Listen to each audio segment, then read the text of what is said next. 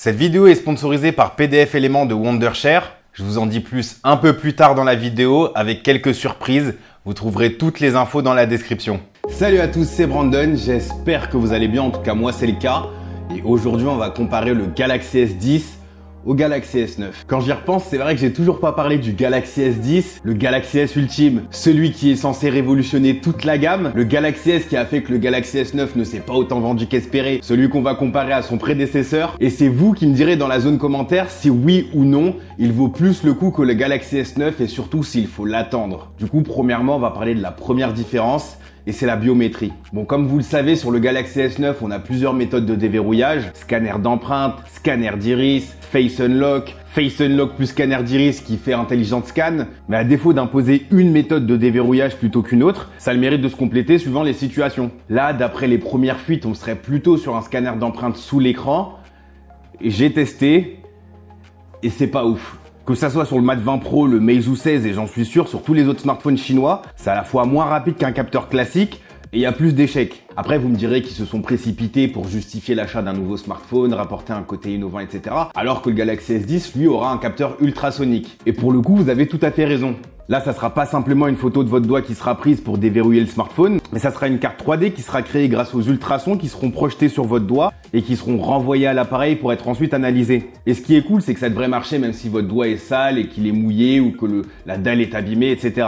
Pour être honnête, c'est une technologie qui s'annonce vraiment intéressante et j'ai vraiment envie de tester. Mais si vous avez vu les fuites et le design, vous savez donc que ça sera sans doute la seule méthode de déverrouillage sécurisée, donc pas de Face ID en plus, puisqu'il y aura presque plus aucune bordure ni capteur, mais seulement un ou deux trous pour la ou les caméras selon le modèle choisi. Et ça m'amène donc à mon deuxième point, le design.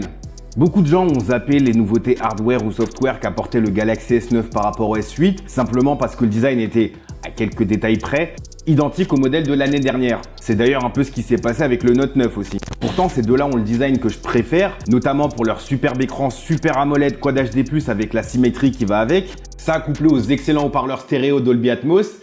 Et franchement, les parties Netflix, elles sont sans chill.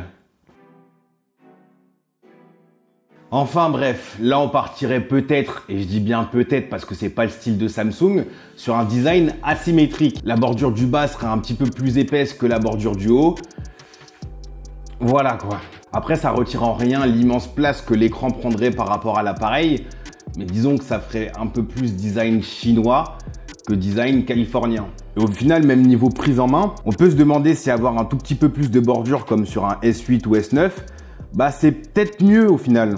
Enfin bref, en ce moment, on est dans la tendance de celui qui aura le plus grand écran et puis surtout celui qui aura le plus de capteurs au dos. Ça m'amène d'ailleurs à mon troisième point, les caméras. Le Galaxy S10 n'aura pas 2, n'aura pas 3, n'aura pas 4 caméras, mais il aura 5 caméras, voire peut-être même 6 avec 2 caméras à l'avant et 4 caméras à l'arrière. J'ai pas encore vu trop de fuites par rapport aux caméras, mais on pourrait imaginer un setup comme sur le A7 2018 que j'ai testé, avec un grand angle, un ultra grand angle, et puis surtout un troisième capteur qui aiderait pour le mode portrait. On pourrait même imaginer un quatrième capteur pour un zoom optique x3 ou x4, je sais pas. Et perso, je suis plutôt contre la course au capteur, en tout cas au dos, et je pense que le cas de Google est un exemple. Un capteur au dos qui se focalise sur le logiciel pour faire des merveilles, et pourquoi pas, comme sur le Pixel 3, 2 capteurs à l'avant pour un grand angle. Je suis fan de la caméra selfie du Pixel, pourtant je suis pas un mec à selfie, et le mode portrait du Pixel est juste exceptionnel de jour comme de nuit. Donc franchement, plus de capteurs au dos, est-ce que ça vaut le coup?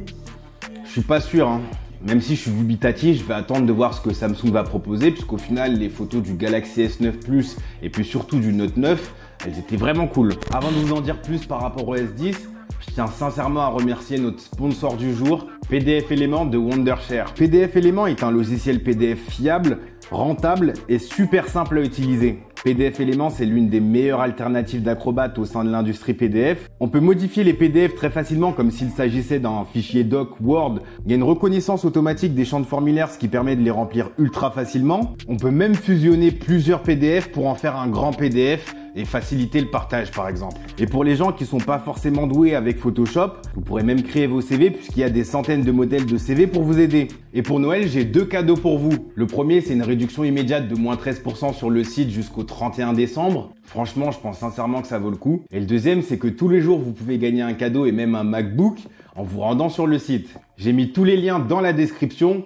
donc franchement, foncez voir ça. Sinon, à part ça, comme chaque année, on aura sans doute les mêmes évolutions au niveau des specs avec un socle plus puissant. On sera sur du 8 nanomètres pour le Samsung Exynos et du 7 nanomètres pour le Snapdragon 855. Ça peut toujours changer côté Exynos et avoir un 7 nanomètres aussi. On aura sans doute encore une fois un écran encore meilleur au niveau de la densité de pixels et de la colorimétrie. Et One UI, la nouvelle interface utilisateur de Samsung, sera disponible à partir du S8 et plus récent. Donc niveau S9, S10, ils seront pareils niveau logiciel. Donc voilà, on en est là pour le moment au niveau des fuites avec le Galaxy S10. Ça sera sans doute une belle évolution au niveau design, mais je pense qu'au niveau expérience utilisateur, les deux produits S9, S10 seront plutôt similaires. Personnellement, je comprends pas pourquoi on était dans une hype de n'achetez pas le Galaxy S9, n'achetez pas le S9 Plus, attendez le S10. Je peux comprendre que le grand public s'arrête au design et soit excité à l'idée d'avoir un écran complètement borderless. Et je pense qu'aujourd'hui, ça vaut pas forcément le coup d'attendre pour le S10. Après, n'allez pas comprendre n'importe quoi, hein. Je suis vraiment impatient de l'avoir entre les mains. Et voilà, ce que je veux dire, c'est qu'avec tout ce qu'on sait aujourd'hui sur le S10 et au prix où on trouve le Galaxy S9 Plus à 550 €, 600 €, je suis pas sûr qu'attendre 3 ou 4 mois, ça soit vraiment rentable et que ça vaille le coup. Après, une fois que le Galaxy S10 sera sorti et qu'on en saura plus, là, je reverrai mon jugement. Je vous dis à la prochaine. Prenez soin de vous. Peace.